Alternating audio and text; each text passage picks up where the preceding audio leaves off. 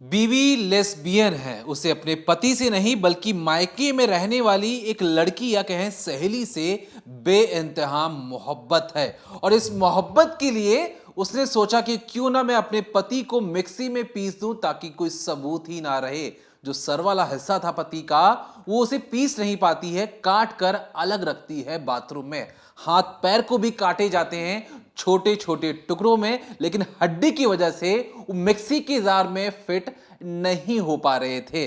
लेकिन इसके बाद क्या किया जाता है, जो छाती, पेट, जांग वाले जो हिस्से होते हैं उसे महीन तरीके से जितने छोटे टुकड़े हो सकते हैं उतने छोटे टुकड़े करने के बाद मिक्सी के जार में उसे रखकर पीसा जाता है। और फिर जो मांस का जो लोथड़ा निकलता है उसे काले पॉलिथीन जैसे कई पॉलिथीन बैग में जमा कर कर उसी घर के अंदर रखा जाता है। ये जो बीवी है, इस बीवी का नाम सीमा है।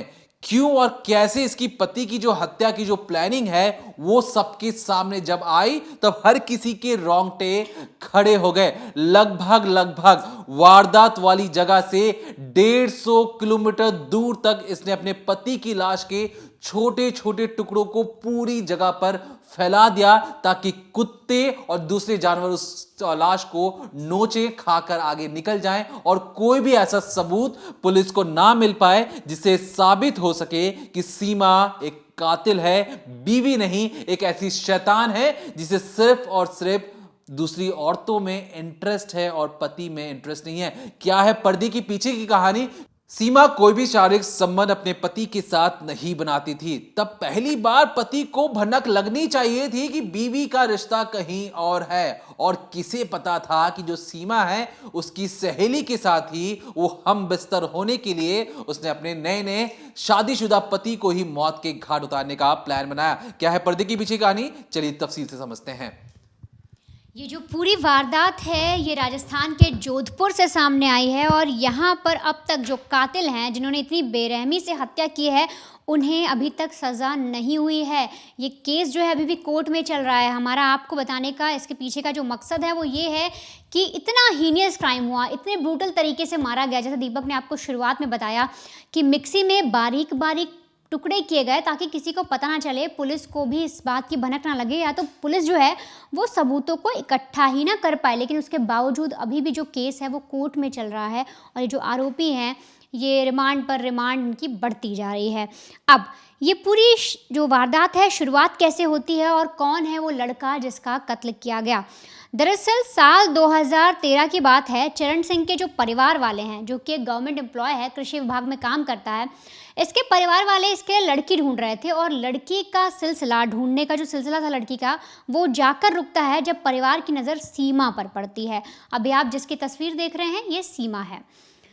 परिवार वाले जब सीमा को देखते हैं उन्हें लड़की अच्छी लगती है, बातचीत होती है और इसके बाद चरण सिंह और सीमा को मिलवाया जाता है।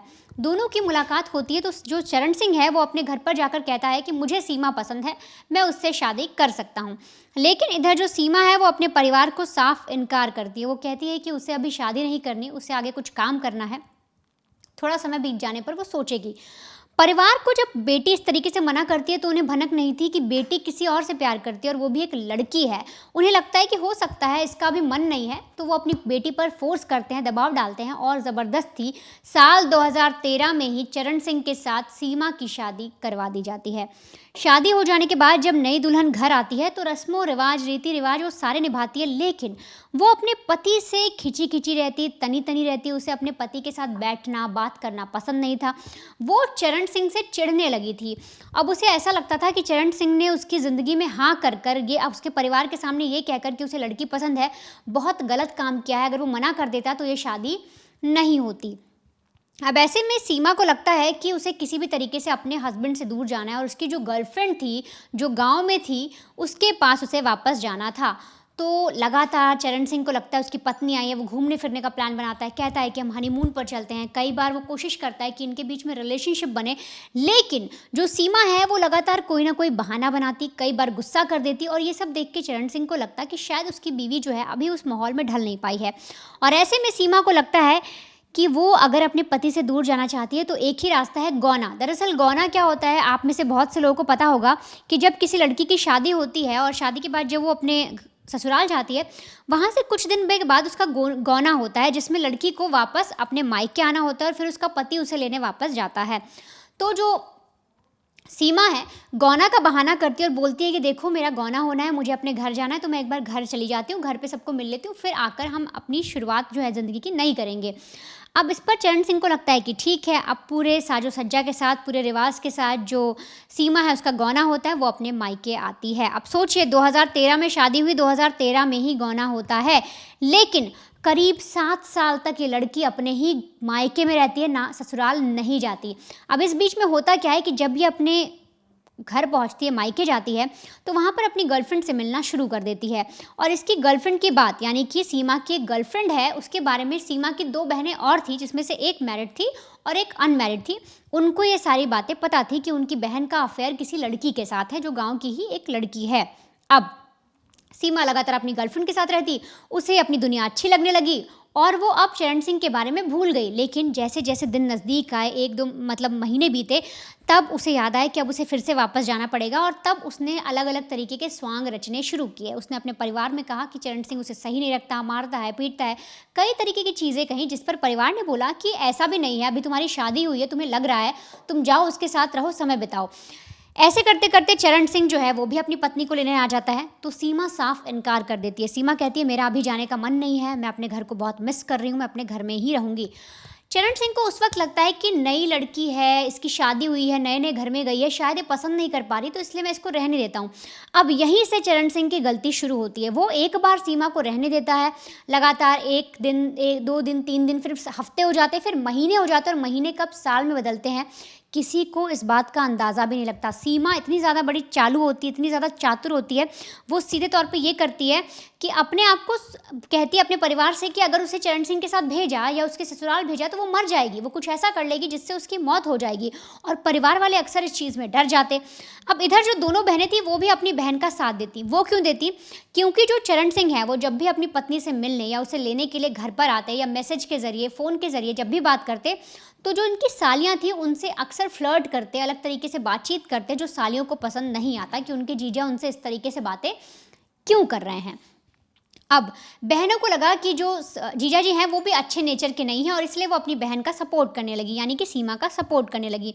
ऐसे करते करते साल बीतते गए, 2 साल 3 साल बीत गए। अब चरण सिंह को लगा कि शायद जो सीमा है वो अब वापस नहीं आएगी, और वो ऐसे करने के लिए उसने सोचा कि क्यों ना अब वो जाकर आर पार फैसला कर ले, सारी चीज़ें सही से समझ ले कि आखिर क्या मैटर है। अगर ऐसा है तो आप शादी रोक मना कर दीजिए कि शादी किसी काम की नहीं है। मतलब वो बहुत ज़्यादा गुस्सा हो गया था। तो इस पर चरण सिंह लगातार जब साल बीतते गए, 2 साल 3 साल 4 साल हो गए, तब उसने परिवार से बात करता है और कहता है कि देखिए अगर आप अपनी बेटी भेज सकते हैं तो ठीक है, वरना मुझे फाइनल बताइए। इस पर परिवार वाले भी, यानी कि जो सीमा के परिवार वाले थे, वो भी चरण सिंह को घुमा फिरा कर जवाब देते हैं। और अब ऐसे करते करते 7 साल बीत जाते हैं। साल आ जाता है 2020 में चरण सिंह सीमा को कॉल करता है, उसकी बहनों को कॉल करता है, बहुत ज़्यादा बहस होती है और बोलता है कई सारी चीज़ें, कहता है कि तुम मेरी पत्नी हो, तुम्हें मैं किसी भी हालत में लेकर आऊँगा, अब चाहे मुझे कोर्ट जाना पड़े, कुछ भी करना पड़े। जब इस तरीके की बातें चरण सिंह करता है, तब सीमा को लगता है कि अब आने वाले वक्त में हो सकता है चरण सिंह उसे उस जगह से ले जाए और फिर वो अपनी गर्लफ्रेंड से नहीं मिल पाएगी। तो इसलिए उस वक्त सीमा के दिमाग में आता है कि पहले तो उसने बहाना बनाया था चरण सिंह से दूर जाने का, गौना का, लेकिन अब उसे लगता है कि अगर चरण सिंह से उसे दूर होना है, अपने पति से अलग होना है, तो उसका एक ही रास्ता है, उसका कत्ल करना। इसके लिए सारी रात बैठकर वो सोचती है कि क्या किया जाए, कैसे किया जाए, और फिर वो प्रॉपर प्लान तैयार करती है और प्लान के तहत अपनी बहनों को राज़ी करती है। वो अपनी बहनों को सारी कहानी बताती है, बहनें भी राज़ी हो जाती क्योंकि उन्हें उनके जो जीजा जी थे वो पसंद नहीं थे। अब ये सब हो जाने के बाद सीमा बोलती है कि देखो, एक आदमी का कत्ल करना है, हम मर्डर तो कर लेंगे, लेकिन चीज़ों को एग्जीक्यूट करने के लिए, चीज़ें छुपाने के लिए, पुलिस से बचने के लिए हमें एक आदमी की ज़रूरत पड़ेगी। तो ऐसे में किसी आदमी का इंतज़ाम करो। तो सीमा की जो बहन थी बबीता, वो अपने एक दोस्त जो कि एक्स फौजी था उससे मदद मांगती है, उसको बताती है, जिसका नाम भियाराम था, उसको बताती है कि देखो ऐसा ऐसा कहानी है मेरे घर में और हमें कत्ल करना है, मेरे जिया जी बहुत गंदे, मतलब बहुत इस तरीके से बातें कहते हैं। भियाराम साफ तौर पे इनकार करता है। वो कहता है कि मैं मर्डर में साथ नहीं दूंगा, मैं कुछ भी ऐसा नहीं कर सकता। इस पर तीनों बहनें फिर से स्वांग रचती हैं और भियाराम के सामने एक्टिंग करती हैं। वो कहती हैं कि हमारी ज़िंदगी नर्क हो गई है, हमारे परिवार वाले हमारा साथ नहीं देते, पति मुझे टॉर्चर करता है, और अगर आपने हमारी मदद नहीं की, हमें इस दुविधा से नहीं निकाला, तो हम ऐसा कदम उठाएंगे जिससे हमारी मौत हो जाएगी, हम जिंदा नहीं रहेंगे। अब जब ये सारी चीज़ें भियाराम सुनता है तो उसे लगता है कि लड़कियां बहुत परेशान हैं, मुझे इनका साथ दे देना चाहिए। सामने वाला शख्स जो है वो हैवान है। भियाराम को यहाँ तक कहानी समझ में आ जाती है। अब प्लान के मुताबिक सीमा एक रोज़ अपने पति चरण सिंह को कॉल करती है और कॉल पर कहती है कि देखो, हमारी लाइफ में अब तक जो भी कुछ हुआ वो चीज़ें भूल जाओ, मैं तुम्हारे साथ ज़िंदगी आगे बिताना चाहती हूँ। मैंने अपने मायके में रह लिया, मेरा उस वक्त शादी करने का मन नहीं था, लेकिन अब मैं तुम्हारे साथ रहना चाहती हूँ, मुझे लेने के लिए आ जाओ। ये सारी बातें सुन के चरण सिंह बहुत खुश होता है। उसे लगता है कि अब उसकी ज़िंदगी जो अधूरी थी एक पत्नी के बिना, वो संवर जाएगी और काफ़ी अच्छी हो जाएगी। और इसीलिए चरण सिंह अपनी बीवी को लाने निकल जाता है, मोटरसाइकिल उठाता है और सीधे गांव की तरफ निकल जाता है। अब यहाँ पर कहानी टर्न लेती है। दरअसल जैसे ही चरण सिंह वहाँ पर पहुँचता है, सीमा से मिलता है, तो सीमा उसे कहती है कि अपनी जो तुम्हारी बाइक है उसको वहाँ पर ले लो, हम अपनी बहन यानी बबीता के घर चलते हैं, उसके रूम पर चलते हैं, वहाँ पार्टी करेंगे, हमने तुम्हारे लिए इंतज़ाम किया है। चरण सिंह को लगता है ठीक है, काफ़ी दिन बाद मैं आऊँ, मेरी पत्नी मुझे खुश करना चाहती होगी, पार्टी देना चाहती होगी, और इसीलिए दोनों उस रूम पर पहुँचते हैं। रूम पर पहुँचते ही वहाँ देखता है चरण सिंह की जो दो बहनें थी, बबीता और प्रियंका, दोनों ही मौजूद थी। वहाँ पर पार्टी होती है, ड्रिंक्स होती हैं, और इसी बहाने से जो सीमा है वो नशीली दवाई अपने पति को ड्रिंक में मिलाकर पिला देती है। नशीली दवाई पीने के बाद जो चरण सिंह है वो बेहोश होता है। अब सीमा यहाँ पर पहले से उसने एक नशीला इंजेक्शन लाकर रखा था, वो भी अपने पति को लगाती है इस एवज में, क्योंकि उसे डर था कि नशीली दवाई से अगर हाँ ये बेहोश तो हो गया और जब हम इसका कत्ल कर रहे होंगे, जब हम इसे मार रहे होंगे या गला दबा रहे होंगे और अचानक से इसकी आंख खुल जाए तो हम क्या करेंगे, इसलिए वो डबल डोज देती है। एक ड्रिंक में मिलाकर नशीली दवाई देती है और एक इंजेक्शन के तहत देती है, ताकि पूरी तरीके से वो बेहोश हो जाए और 3-4 घंटे तक उसे होश बिल्कुल ना आए। अब इंजेक्शन देने के बाद जब पति पूरी तरीके से बेहोश होता है, कुछ भी उसे होश नहीं रहता, तब ये जो तीनों बहनें हैं ये उसका गला दबाती हैं। सीमा अपने पति के ऊपर चढ़ती है, बेरहमी से उसका गला दबाती है और फिर नाक के पास उंगली लाकर चेक किया जाता है कि वो मर गया या नहीं।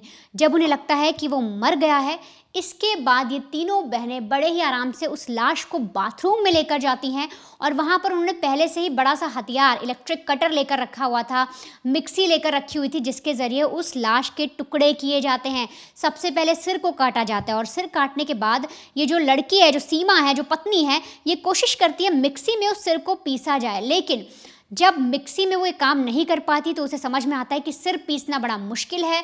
वो कोशिश करती किसी भी तरीके से उस सिर से वो ऐसा कुछ कर दे ताकि पहचान ना हो पाए, लेकिन ऐसा नहीं हो पाता और फिर वो पन्नी में पैक करना शुरू करती है। इसके बाद बाकी के जो टुकड़े थे वो एक एक करके पीसे जाते हैं मिक्सी में, इसलिए पीसे जाते हैं ताकि वो इतने बारीक हो जाएँ, इतने छोटे हो जाएँ कि आराम से उन्हें कीड़े मकोड़े मिट्टी में मिल जाएँ, कुत्ते खा लें, जो जंगली जानवर हैं वो खा लें। और इसके बाद जब पुलिस कभी भी इस बारे में पता लगता है तो टुकड़े पुलिस को ना मिले, जिसके ज़रिए कोर्ट में ये मामला जो है कभी भी साबित नहीं हो पाएगा, क्योंकि जब लाश ही नहीं मिलेगी, सिर मिला, बाकी कुछ ऐसी चीज़ें नहीं मिल पाएंगी, तो चीज़ें जो हैं वो इनके फेवर में रहेंगी और ये बच जाएंगी, इनको ऐसा लगता है। और इसीलिए बड़े ही बारीकी से टुकड़े किए जाते हैं, इलेक्ट्रिक ग्राइंडर में पीसा जाता है, मिक्सी के अंदर रख के एक एक टुकड़ों को पीस कर पॉलीथीन में भरा जाता है। पॉलीथीन में भरने के बाद जो खून था, जितना भी घर में लग गया था, जो बाथरूम में फैल गया था, उसको धोया जाता है फिनाइल वगैरह डालकर, बाकायदा एक एक जगह, दरवाज़ा, जो भी आपकी खिड़कियाँ वहाँ पर होती हैं, हर एक चीज़ को ये बहनें बहुत ही बेरहमी से, बहुत ही चतुराई से साफ़ करती हैं। अब यहाँ पर काम आता है भियाराम। भियाराम को बुलाया जाता है और कहा जाता है कि अब हमने ये काम तो कर दिया है, तुम्हें किसी भी तरीके से इन लाश को अब ठिकाने लगाना है। अब इन बहनों के पास स्कूटी थी, एक्टिवा थी, उसी पर बैठकर ये बहनें जो हैं, जिसने कत्ल किया, यानी जो सीमा थी, जो पत्नी थी, उसको पहले घर छोड़ती हैं और दोनों बहनें में से एक बहन घर पर ही रहती है, जिस रूम में मर्डर किया गया था वहाँ पर सफाई वगैरह करती है, और भियाराम और दूसरी बहन, एक और जो बहन थी, वो उस स्कूटी पर उन पोटलियों को रखते हैं। अब इसके बाद वो कहाँ जाते हैं, कहाँ लाश फेंकते हैं, जो कटा सिर था वो कहाँ पर फेंका जाता है, और इसके बाद जब पुलिस को भनक मिलती है तो कैसे उस पॉलीथीन के ज़रिए, यानी जिस पॉलीथीन में इन्होंने पोटली बनाई थी, जिस पॉलीथीन में इन्होंने पोटली बनाकर जो छोटे छोटे टुकड़े थे उनको पूरे शहर भर में फैलाया था, 150 किलोमीटर के अंदर तक फैलाते चले गए थे, आखिर कैसे पूरा जो केस है वो खुलता है और कैसे पूरा मामला कोर्ट में पहुंचता है, आप वो भी समझिए। देखिए, ये जो महिला जो सीमा है, ये किसी कसाई से कम नहीं है, और कसाई जो काम करता है, कसाई को भी थोड़ी बहुत उसके अंदर रहम होती होगी, दर्द होता होगा, दया भावना होती होगी, लेकिन जब सीमा अपने पति का कत्ल कर रही थी उसके अंदर कोई भी रहम नहीं था।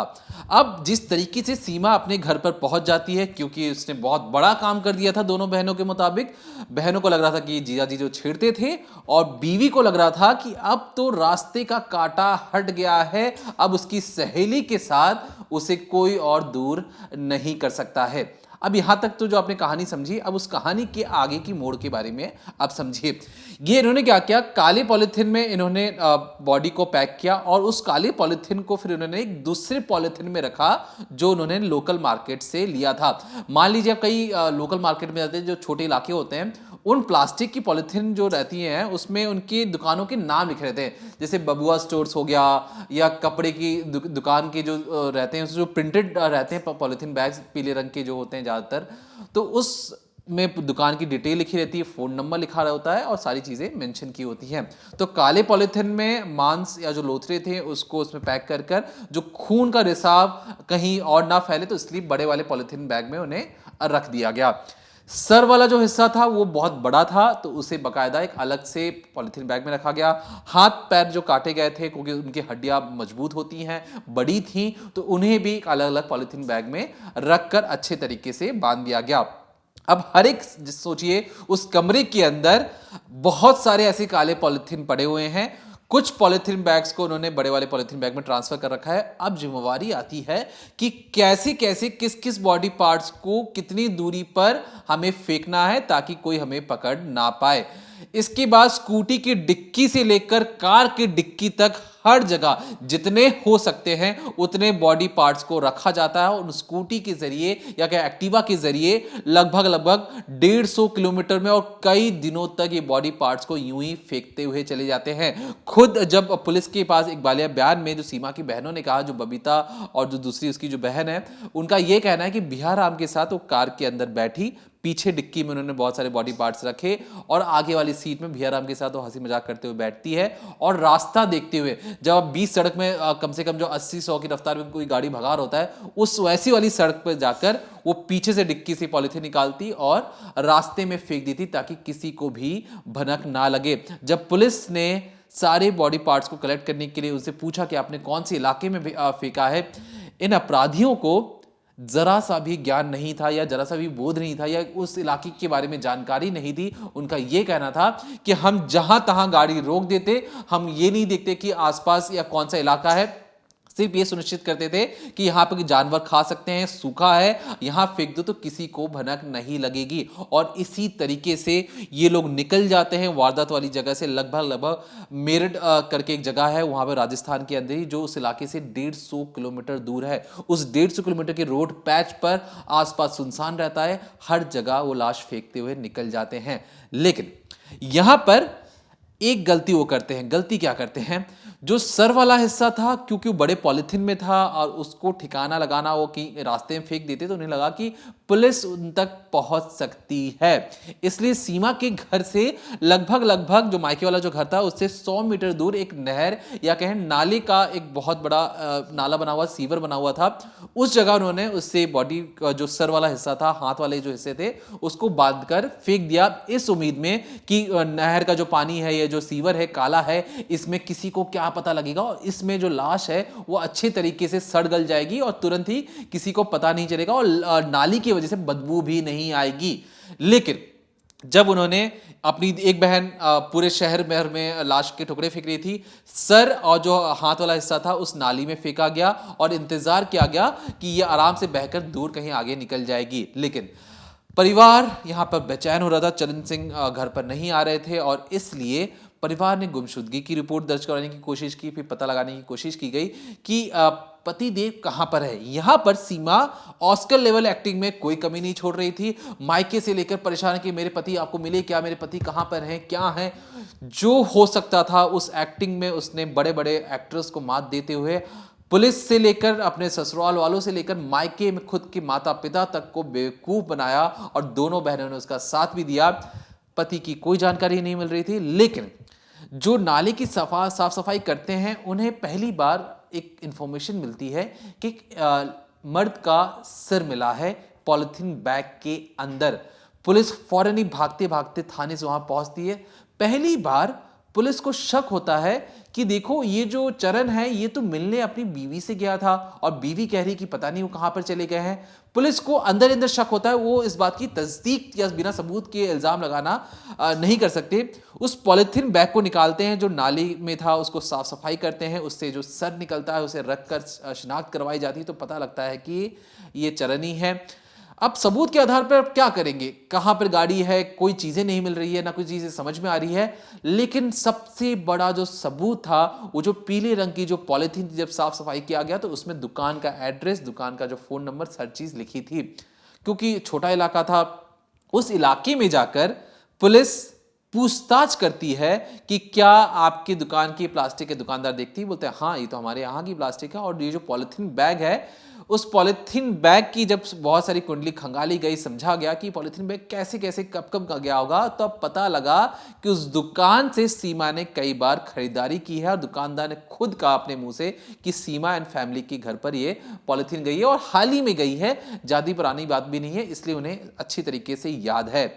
पुलिस के सामने सबसे बड़ा सबूत लग चुका था, एक ऐसा पॉलिथीन जो उस इलाके का से है और वो सीधे तौर पर सीमा के घर पर गया है। यहाँ पर सीमा हर एक नज़र पर रखी हुई थी कि पुलिस कब कहाँ पर जा रही है। पहली बार सीमा को लगा कि फंस जाएगी, लेकिन पुलिस और भी ज़्यादा सबूत तलाशना चाह रही थी, इसलिए तमाम सीसीटीवी फुटेज को एक साथ एकत्रित किया गया और पूछा गया कि भैया जरा बताया जाए कि चरण कब कब और कहाँ कहाँ, और जो इनके उस दिन की जो रूटीन थी, कब कब क्या क्या कर रही थी, उसके बारे में डिटेल निकाली जाए। जो चीज़ें इन सीमा उनकी बहनों ने बोली, ऑन रिकॉर्ड, ऑन कैमरा, जो उनकी फ़ोन की लोकेशन थी, कोई भी ऐसी चीज़ इनके बताए हुए चीज़ों से नहीं मिल रही थी। यहाँ तक कि जो उनकी जो फ़ोन की जो डिटेल्स थी, जो लोकेशन थी, वो भी उसी एक इलाके की थी। तो ऐसे में पुलिस को लगा कि ये अच्छी तरीके से नहीं मान सकती, बाकायदा महिला कांस्टेबल्स को बुलाया जाता है और अच्छी तरीके से जो पुलिस का खातिरदारी होती है उससे पूछा जाता है कि आप सच बता दीजिए, क्योंकि सबूत तो आपके खिलाफ हैं, बस आपकी जुबान खोलने की जरूरत है। अगर आप जुबान खोलेंगी तो हो सकता है कम सजा मिले। लेकिन वहां पर भी एक्टिंग कम नहीं हो रही थी। बार बार ये जो दोनों बहनें हैं ये कह रही थी कि जीजा जी तो हमारे साथ फ्लर्ट करते थे, गंदी गंदी बातें करते थे, हम तो उन्हें पसंद नहीं करते थे, हमें नहीं पता। यहां सीमा को लग रहा था कि अगर वो सच बोल देगी तो अपनी महबूबा या जो सहेली है जिसके साथ वो अक्सर हमबिस्तर होती है, उससे वो प्यार नहीं कर पाएगी और इस प्यार के लिए वो कई दिनों तक पुलिस को छकाती रहती है। लेकिन कहते हैं कि जो पुलिसिया जो तरीका होता है वो अच्छे अच्छों के मुंह खोलने पर मजबूर कर देता है और सीमा भी उन्हीं में से एक थी। और सीमा पहली बार अपना गुनाह कबूल करती है। जो थाने में जितने भी लोग उससे पूछताछ कर रहे थे वो 4-4, 5-5 कदम पीछे चले जाते हैं। उन्हें लगता है कि जिस औरत से वो पूछताछ कर रहे हैं उस औरत ने अपने पति के तो बोटी बोटी काट कर किसी कसाई की तरह पीस भी डाला है, उसने कीमा बना डाला है। और ये एक औरत कर रही है, एक ऐसी औरत जिससे अभी हाल ही में उसकी शादी हुई थी और शादी के बाद भी लगभग 5-6 साल उस घर पर रही और वहां से फिर अपने मायके जाती है और वापस आने का नाम नहीं लेती है। तो शादी के इतने सालों बाद भी क्या चीजें हुई हैं पुलिस को समझ ही नहीं आ रहा था। फिर वो कहती है कि सर मुझे अपनी सहेली से मोहब्बत था और अपने पति से सख्त नफरत थी। पुलिस पूछती है कि ठीक है सहेली से तो प्यार होता है, दोस्ती यारी होती है, दोस्ती यारी में तुमने मर्डर कर दिया। वो कहती है कि सर मुझे दोस्ती यारी नहीं, मुझे उससे इश्क है, लव है और मैं उसके साथ कई बार हम बिस्तर हो चुकी हूं और मुझे जो उसके साथ सेटिस्फैक्शन मिलता है अपने पति के साथ नहीं मिलता और मैं उसे गंदा समझती हूं और इसलिए मैंने सोचा कि पति को रास्ते से हटा दिया जाए। क्योंकि अब कई साल हो चुके थे, वो जानबूझकर अपने ससुराल नहीं जाती थी, मायके वाले भी दबाव बनाते थे। अब उसे लग रहा था कि अब इस बार अगर उसका जो पति लेने आएगा तो उसे जाना ही पड़ेगा और इस जाने से बचने के लिए, ससुराल जाने से बचने के लिए उसने सोचा कि क्यों ना पति को रास्ते से हटाकर एक ऐसी परफेक्ट टाइम वाली प्लानिंग की जाए जिसमें लाठी भी टूट जाए और किसी को चोट भी ना लगे। और इसी तरीके से उसने प्लान बनाया कि लाश को 150 किलोमीटर तक फैला दिया, एक्टिंग की और किसी को भनक तक नहीं लगने दी कि पति उससे मिलने आया था। लेकिन इसके बाद फिलहाल के लिए जो तस्वीर है ये अरेस्ट की उस वक्त की ही तस्वीरें हैं जब सीमा को अरेस्ट कर लिया गया था पुलिस के द्वारा।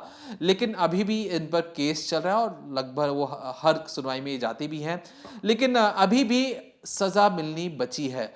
हम जो भी इस केस में अपडेट होगा और सीमा को कितनी सजा और कब तक मिलेगी सजा, इस पर पैनी नजर बना के रखेंगे। तब तक देखते रहिए decoding crime, only on crime तक।